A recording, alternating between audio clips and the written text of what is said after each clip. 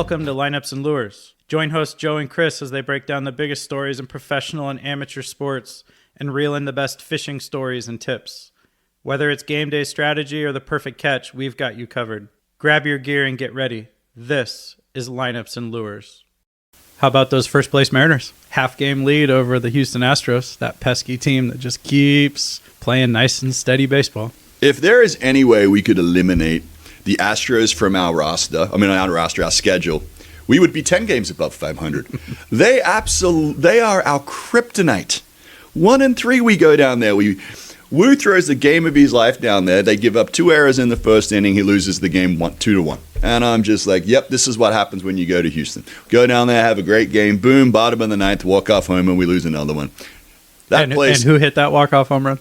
Who was it? I forget. Wasn't it Christian Walker? The day before he breaks his wrist? Yeah. Let's come back to Christian Walker and Alex Bregman, by the way, as it pertains to the Mariners. But let's come back to that in a minute. Mariners are in they've got a lot going right, and there's a few things that we need to stop breaking for us. George Kirby threw again last night, got absolutely shellacked for the second start in a row. Who cares? It's basically spring training for him. I'm not too concerned about it. My only deal is I wish maybe he'd have those starts in AAA, especially since we've got some great young talent like the guy that threw 2 nights ago, comes out and throws his first start and has, 7, 8 innings. So, yeah, I'm not concerned about Kirby in the long term. I just would like him to have those starts maybe in AAA. Logan Gilbert is throwing bullpens. These are also fantastic news. Bryce Miller's coming back probably, end of the week, beginning of next week? Which all of this is fantastic because I think it translates to us being able to say goodbye to Luis Castillo in the next month or two as we get closer to the 4th of July. We get closer to that trade deadline. He needs to be a piece of something. Yeah, as we get to the trade deadline. But I kind of disagree right now because we're in a unique position that not a lot of other teams can really do. And what's that? 6-man rotation. Oh, we could definitely go 6-man rotation. I'm all in for it. I've been preaching for that for years. So I think you're going to see that when Logan gets back, Bryce Miller's back, Kirby, is you're going to see that 6-man for at least a little while. And maybe you do that through the All-Star break. The only downfall to that, though, is the bullpen. Because the 6-man rotation does put a little bit more stress on your bullpen. How so? Not as many days off. What does it matter how many guys are in the rotation with the bullpen? Because you're going to end up using your high-leverage arms more frequently. Why? Because you don't have as many bullpen options. You're losing one bullpen pitcher. So you're saying you're taking an arm out of the deal, and that's what's costing you the extra workload? Yeah, so let's say instead of having 6 bullpen arms, now you only have 5.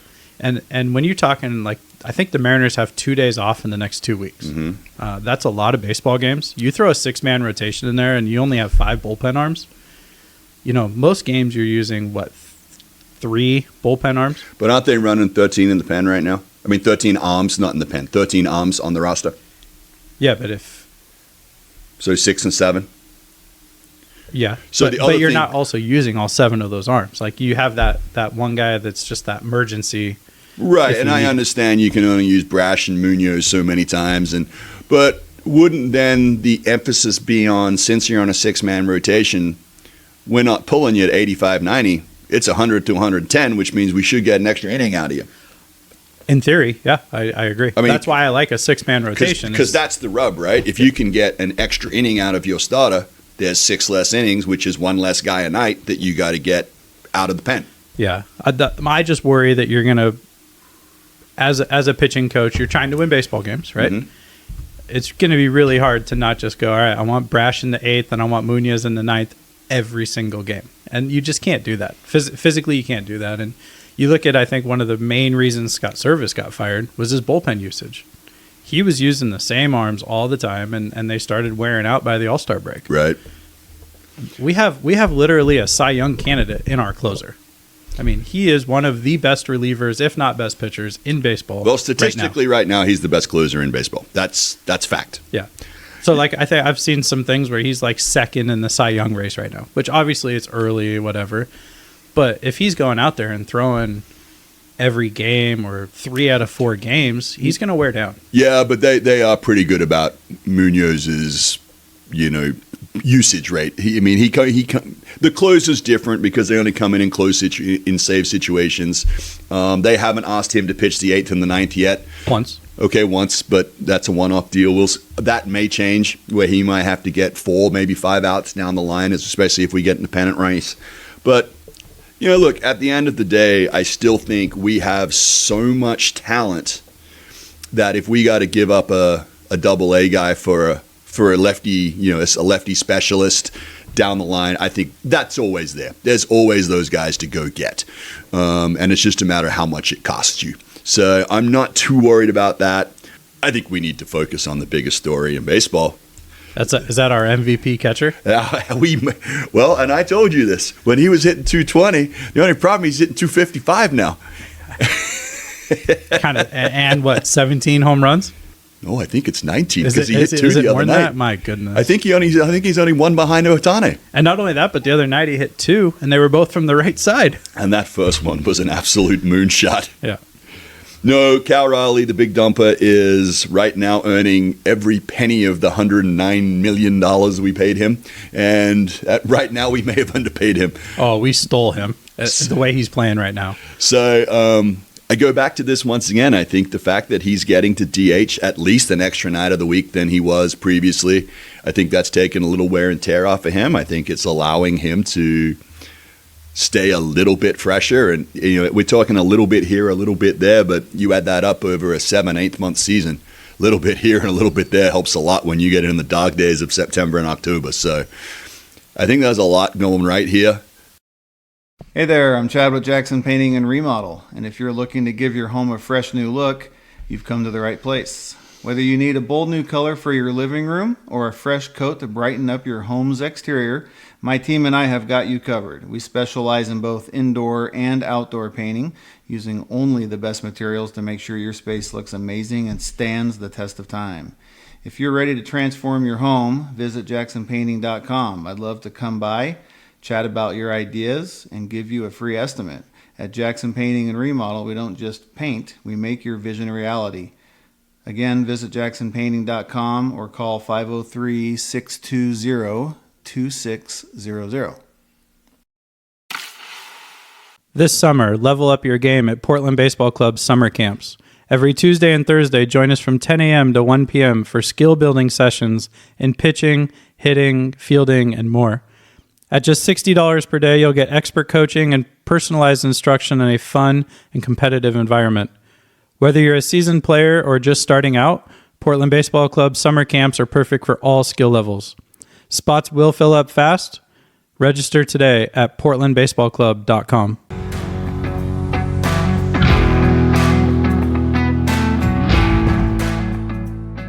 I would like to talk about a potential trade.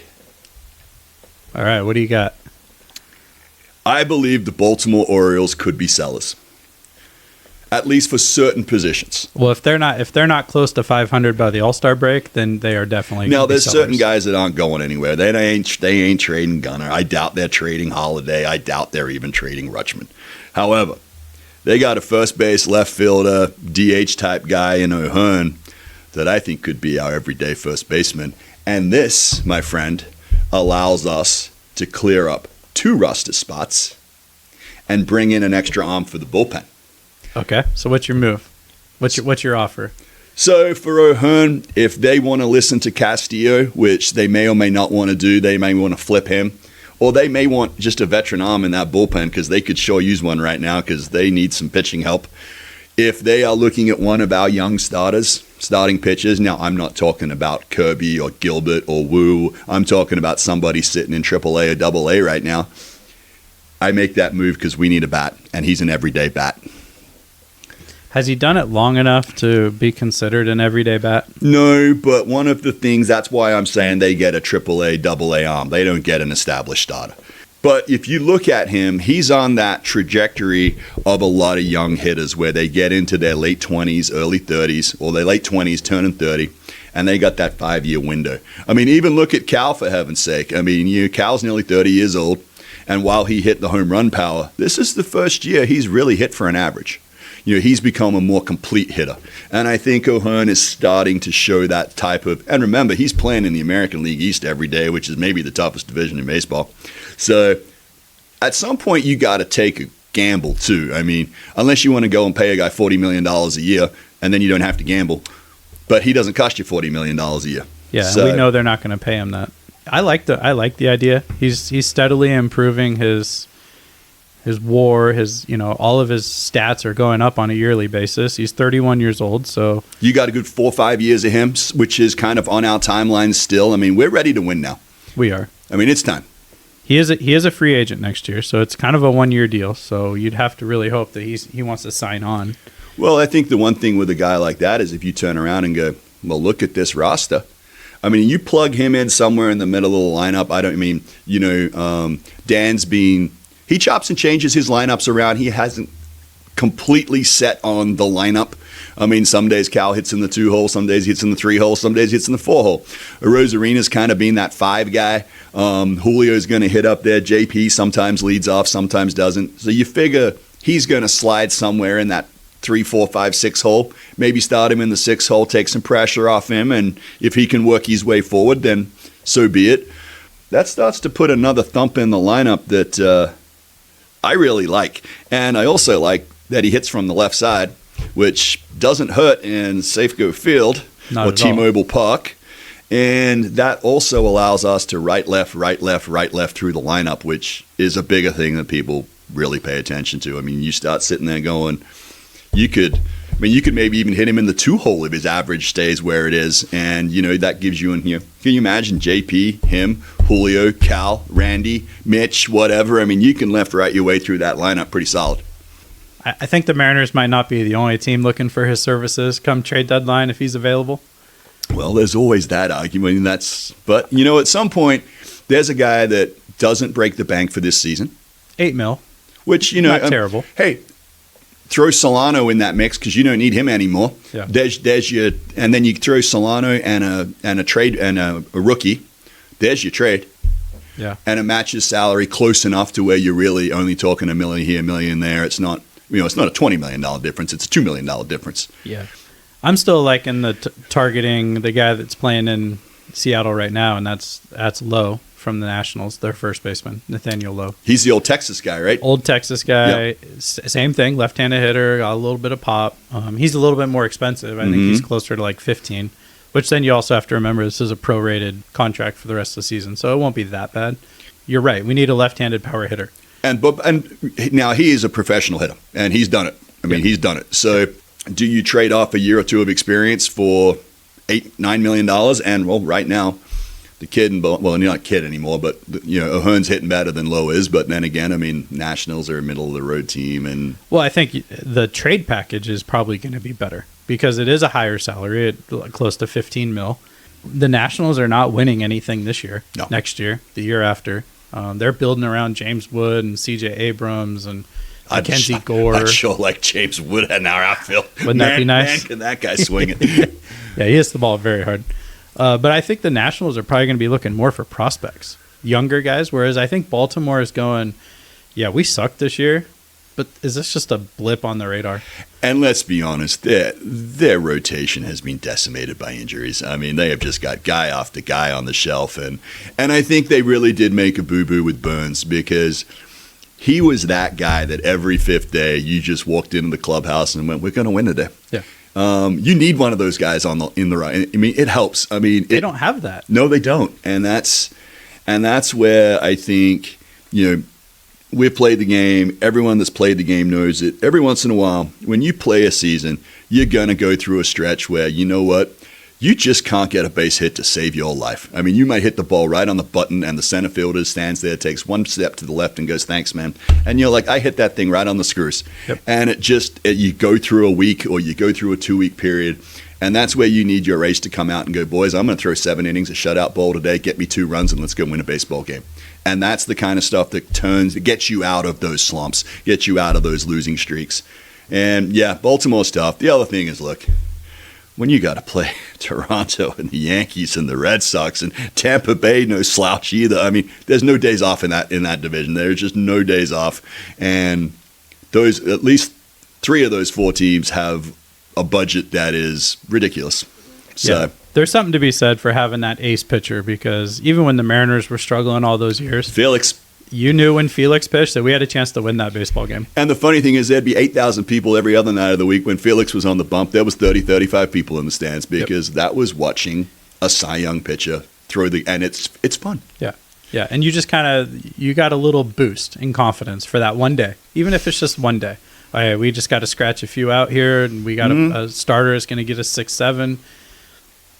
Baltimore doesn't have that. No. And that's where that burns. I think the effect of losing him is so much bigger because, like you said, every 5 days you have a better than not chance of winning a game just because of your pitcher. And it's also a calming influence in the clubhouse to maybe some of those younger pitchers that are maybe struggling through maybe they got, knocked around a little bit for a couple of starts. And when you can maybe sit on the plane or sit on the bus or whatever and talk to a guy, or you're on the road and you go, hey man, can we go out to dinner and just talk baseball tonight? And those are the types of invaluable conversations and things that, unless you've been around the game, you just don't understand how many things get figured out on a bus ride, how many things get figured out on a plane ride.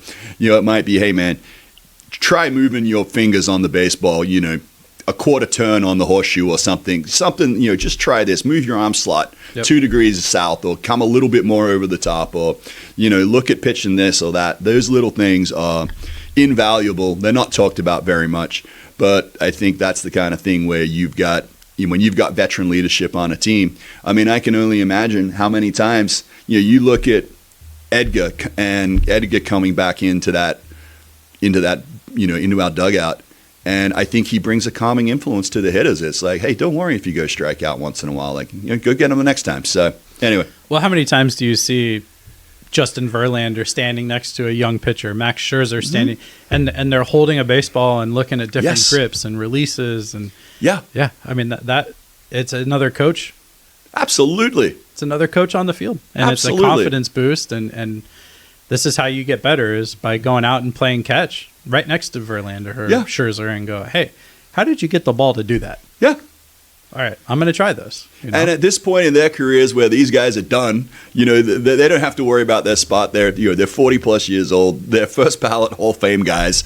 It's just, they're happy to share the information. At 30, they may not have been as open with everything. But at 40, it's like, hey, boys, it's time for the next generation to take over. And, here you go. Here's a few secrets here, and here's a few tips that we didn't share 10 years ago. Exactly. When you're a 40-year-old pitcher, that's your job, to start passing more of that information down. So quick pivot, hot take, because this made me laugh my tail off the other day. I had 20 minutes between something, and I turned on NFL Today, and they were interviewing Joe Flacco. So this falls right into the Scherzer-Verlander conversation that we were having.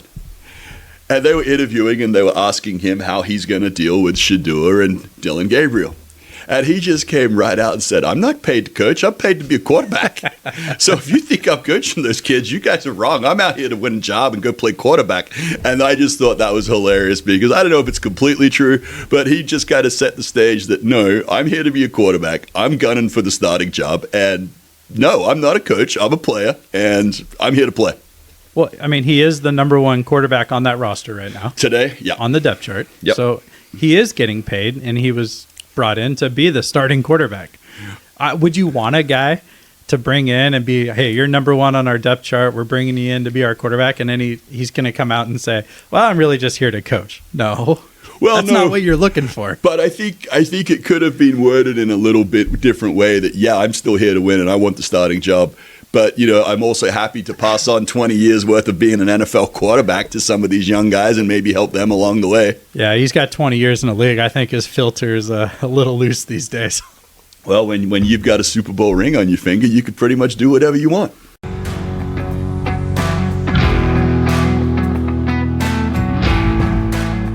Enjoyed Lineups and Lures?